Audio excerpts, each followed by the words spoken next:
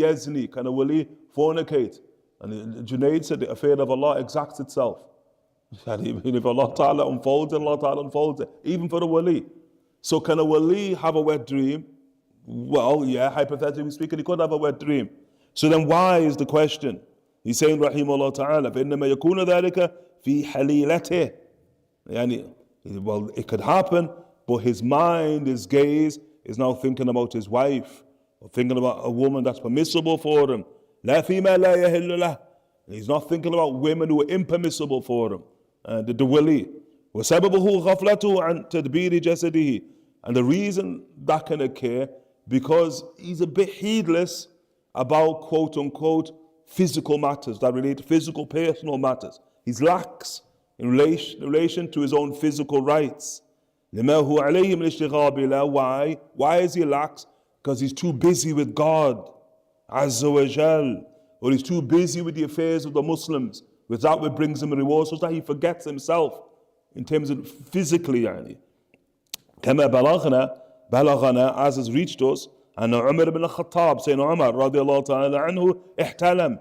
Sayyidina Umar had a wet dream, fi jariyatih, a wet dream, thinking about quote-unquote a woman that was permissible for him.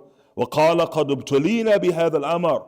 Sayyidina Umar thereby remarks, Allah's trying us with this affair, منذ اشتغلنا بأمر المسلمين, since we've got involved with the business of the affair of the Muslims, with the business of the Muslims. What he means by that, since we became the Amirul Mu'mineen, the Khalifa, since I rose to Khilafat, and now my affair is about the well-being of the Muslims, Allah Ta'ala has tried me with such a thing. Sayyidina Umar ibn Khattab rahimahullah Ta'ala is saying, he's busy in God, so he forgets about himself physically rahimahullah Ta'ala. أما دليلهم في ماخذ المريد بمد رجله من غير ضرورة. He says, as for now, what are they saying about taking covenants with their students, quote unquote, for stretching out their legs, when it's unnecessary for them to do so by night or by day. فَوَعِلْمُهُمْ بِأَنَّ الْمُرِيدِ بَيْنَ يَدَيْ اللَّهِ عَزَّ وَجَلَّ. This is based upon their knowledge, that they know that the murid is right in front of God, is in the presence of God. Mighty sublime is he. عَلَى الدَّوَامِ, period. شَعُرُ بِذَلِكَ لَمْ يَشْعُرْ. Whether he senses that or he doesn't, he senses that. فَأَرَادُوا مِنْهُ أَنْ يُوَاظِبَ عَلَى تَرْكِ مَدِّ رِجْلِهِ. So what they want for him is him to habituate himself upon not stretching out his legs, بِحُكْمِ الْإِيمَانِ, by the dictates of faith, عَلَى أَنَّهُ بَيْنَ يَدَيْ اللَّهِ, in that he's in the presence of Allah Ta'ala, have adab, حَتَّى يَنْكَشِفِ حِجَابَهُ. And he should do that until the veil between him and Allah Subhanahu wa Ta'ala is lifted, so that the murid sees what the Shaykh sees, that we're in the presence of Allah Subhanahu wa Ta'ala. وَيَشْهَدُ الْأَمْرَ يَقِينًا أَوْ شَهُودًا. And thereby he's going to be certain of the fact that he's in front of Allah Ta'ala, يَقِينًا أَوْ شَهُودًا. What does it mean that? These are what's called darajat al-yaqeen, the various degrees of yaqeen, as in the book of Allah Ta'ala. Ilm al-yaqeen, the knowledge of certainty. That's what he wants here. Yaqinan. Oh, ayn al-yaqeen. Or now he witnesses it. Sure. Or haqq al-yaqeen. Or he realizes it. The three darajat of certainty that are part of religion. وَحُنَاكَ يَرَى دَرَبَهُ بِالسَّيْفِ. Once he reaches that point, he would rather be struck with a sword than to stretch out his leg, if there was no need to stretch out his leg. Rather, his head be severed. Bel, I'd go even further. لو خُيِّرَ بَيْنَ مَدِّ رِجْلِهِ. If he was given the choice, you can either stretch out your leg when he's in the presence of God, and he experiences this, either through the certainty, rational certainty, or through experience, or often, or through spiritual realization, were he to be given the choice between stretching out his leg or entering into fire, he'd rather enter into fire than stretch out his leg. That's what al-Sha'ranī says, rahimahullah ta'ala. وَقَدْ بَلَغَنَا عَنْ Ibrahim ibn Adham.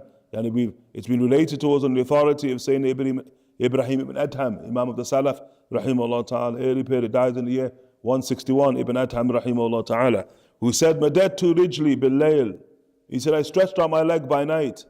وَأَنَا جَالِسْ أَقْرَأ وِرْدِي. While sitting, reciting my litany, my wird. وَإِذَا بِحَاتِفٍ. And there a voice coming from the reaches of the unseen, Jalek now, begins to address me. Ya Ibrahim, or Ibrahim, ما هكذا ينبغي مجالسة الملوك. This is not how you sit in the presence of kings. That's what he hears coming from the world of the unseen. قالوا Ibn Adham rahimahullah ta'ala, or they said that Adham, فَمَا مَدَّ إِبْرَاهِيمُ رِجْلَهُ. Ibrahim thereby does not stretch out his leg حَتَّى مَاتَ, until the day he died. And that was بَعْدَ 20 سَنَةً. That was 20 years later when he died, rahimahullah ta'ala, would never stretch out his leg, rahimahullah ta'ala. فَعُلِمَ مِنْ يعني مجموع ما قررناه, and thereby يعني from all of what we've just sort of read to you, من باب الأولى يعني أن أهل الله عز وجل, that the people of God, mighty sublime is He, لا يسامحون المريد, they don't allow their students بارتكابه شيئا من المكروهات, they don't allow their students to do anything that is considered makruh, disliked, فضلا عن المحرمات, يعني even more so nothing that is haram, ظاهرا الظاهرة يعني outwardly أو الباطنة أو inwardly, وأن طريقهم, and that their path يعني محررة على موافقة كتاب والسنة, and their path is all about how it concurs يعني with the book and the sunnah of the Prophet صلى الله عليه وسلم, كتحرير الذهب, just like gold, خلاف ما يظنه من لا علم له بطريقهم, as opposed to that which people erroneously conclude who have no real knowledge of their path. Inshallah ta'ala, we know it's the points, but we've got to get through the introduction. I've just got sort of a page and a half to read. Inshallah, we just translate as we go, so that inshallah next session we can start with the book. Yeah, the introduction will be over. حث على تطهر من الصفات المذمومة ظاهرا وباطنا. This is how we encourage the student now or the believer to cleanse themselves from blameworthy qualities, whether they be outward or inward. قد أجمع أهل الله تعالى, the people of Allah subhanahu wa ta'ala have concurred, أن لا يصح دخول حضرة الله, that it is impermissible somebody to enter into the presence of Allah, exalted be He, في صلاة, whether that be in prayer, يعني ولا غيرها, or other than prayer, إلا لمن تطهر, except for the one who's purified themselves من سائر الصفات المذمومة, from all of what blameworthy traits, whether they be outward traits or inward traits. بدليل, what's the proof? عدم صحة الصلاة, the fact that prayer is invalid لمن صلى, for the one who prays, وفي ثوبه أو بدنه نجاسة, and they have on their body or in their clothes some type of legal impurity, except if it's something the law overlooks.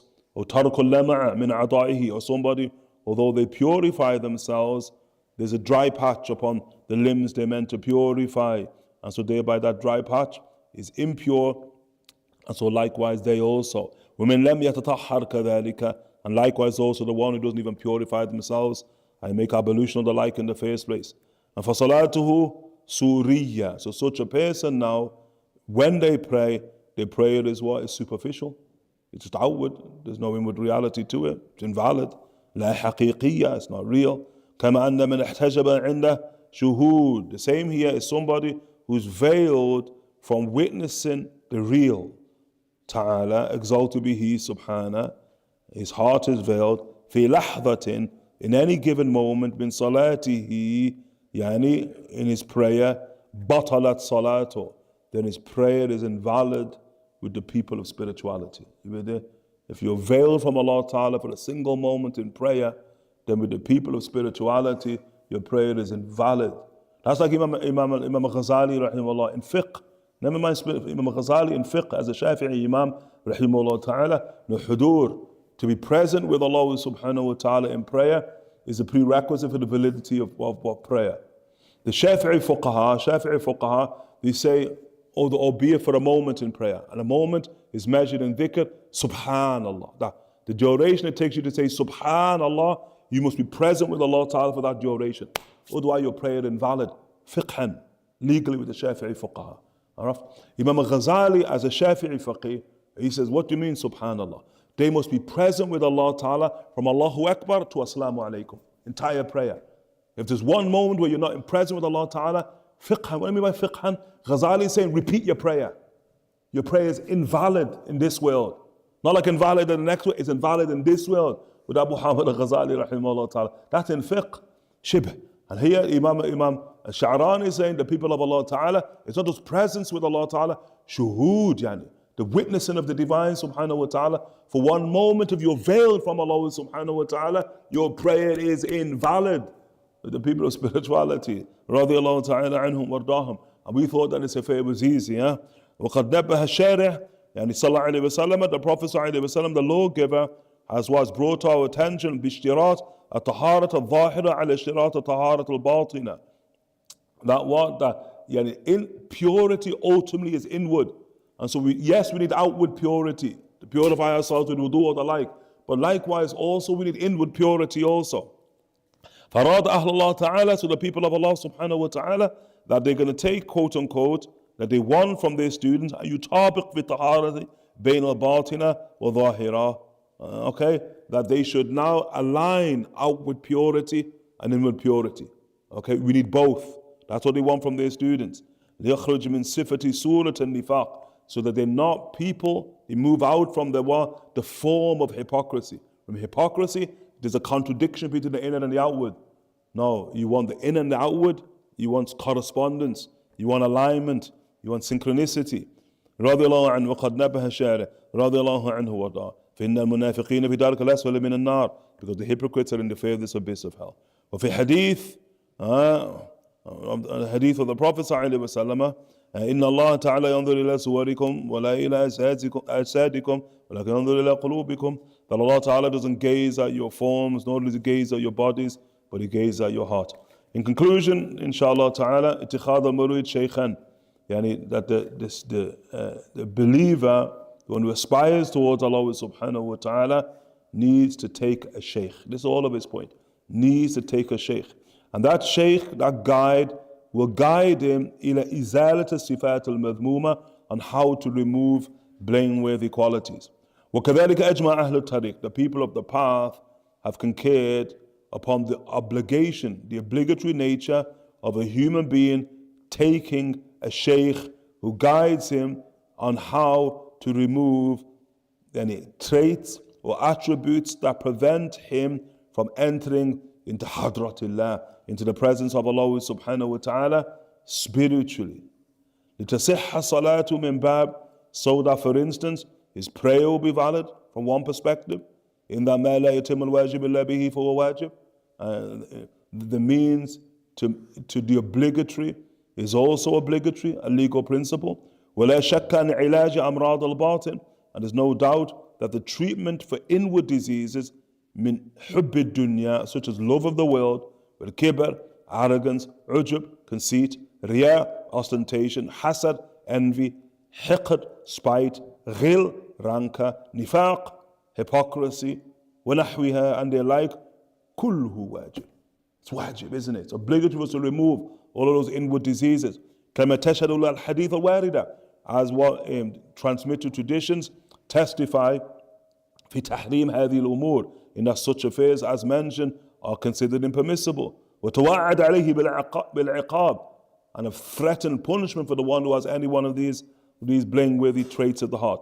فعلم أن كل من لم يتخذ شيخا, from that we understand that any human being who doesn't have a shaykh, يرشده إلى الخروج, who can guide him on how to avoid and get out of these, or to uproot these blameworthy traits, فَوَعَاسٍ لِلَّهِ تَعَالَى, then such a person is disobedient to Allah exalted, bihi wali rasulihi, and likewise they're disobedient to His Messenger sallallahu alayhi wa alihi wa sahbihi wa sallama, لأنه لا يهتدي لطريق العلاج, because he's not being guided to the path of treatment, or he cannot be guided to the path of treatment بغير shaykh, unless he has a shaykh.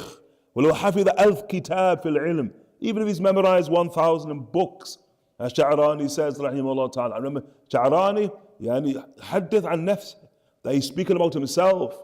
Sha'ranī himself, he smelled the likes of Ghazali rahimahullah ta'ala. These were imams of ilm outwardly, but they weren't guided to inward purity until they took the hand of the shaykh, like in the likes of Sha'ranī's case, the likes of Sidi Ali al-Khawas rahimahullah ta'ala. Even if he's memorized 1,000 books, فهو كمان, who is he like? He's like a person يحفظ كتابا في الطب.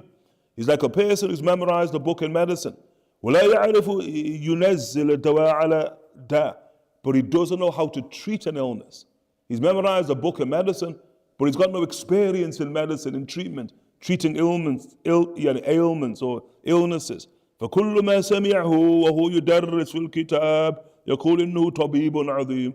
Anybody who hears him teaching a book or what have you, just and the other Ghazali, I mean, al-Sha'ranī rahimahullah ta'ala says, you already conclude, he's a great doctor due to the knowledge that he's speaking when he's interpreting the book. وَمَنْ رَآهُ حِينَ يُسْأَلْ. But anybody who sees him when he's asked an ism al-marad, about diagnosis, to diagnose an illness, وَكَيْفِيَةِ إِزَالِهِ, then how to treat that diagnosis. Now, when he's asked about that, then they say, إِنَّهُ جَاهِلٌ, or he's ignorant, because he can't answer that one. You get the point? Like, he's got the book in his head, but he doesn't know how to practice the science. That's what Ghazali is saying. فَاتَّخِذْ لَكَ يَا أَخِي شَيْخًا. In conclusion, he said, my brother, take a shaykh. Go and find a shaykh. وَقْبِلْ نُصْحِي. Accept my sincere advice to you. وَيَاكَ أَن تَقُول. Be careful of saying, طريق صوفية. Look, Sha'ranī deals with it. Oh, the way of the Sufis. لم يأتي بها كتاب وسنة. We don't find it in the book of Allah or the Sunnah of the Prophet ﷺ. فإنه كفر. His words, it's kufr to be one of the spiritual paths of the Sufis. He's dealing with the issue that we know that we found in our day and age. فإنها كلها أخلاق المحمدية. Imam Sha'ranī says, tasawwuf, all of it is Muhammadan character. من زاد في الأخلاق زاد في التصوف. That whoever increases in good character, then they increase in tasawwuf. Forget the name. When Imam Sha'ranī asked, what is the Sufi? He said, a Sufi man Sufi. That's really a Sufi man Sufi. The Sufi is the one who purifies themselves. Simple. Here it's Safa, makes themselves pure. A Sufi man Sufi. Yeah? Sure. And so we're not saying the Sahaba were Sufis. A Sufi man Sufi. That's all he's saying, rahimahullah ta'ala. Forget the terms. علم رضي الله تعالى عنه وأرضاه سداها ولحمتها منها. وعلم أن كل من رزقه الله تعالى سلام من الأمراض الباطنة.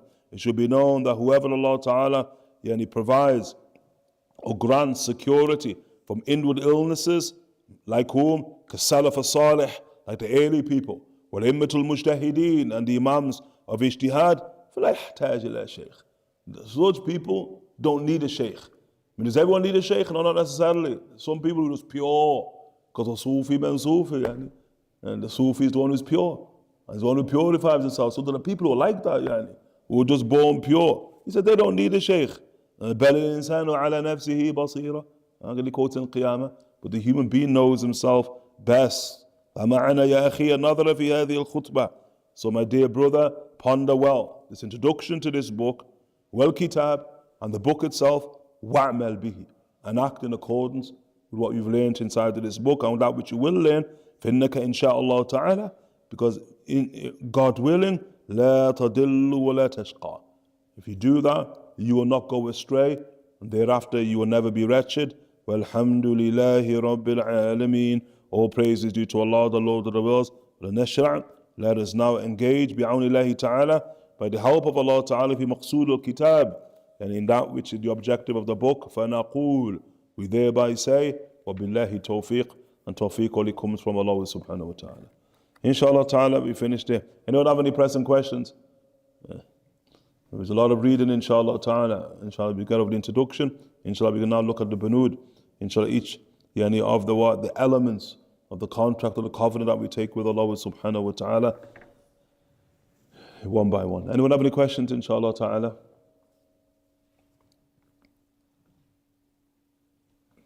Any questions? طيب موفقين إن شاء الله توفيق وصلى الله على سيدنا محمد وعلى آله وصحبه وسلم.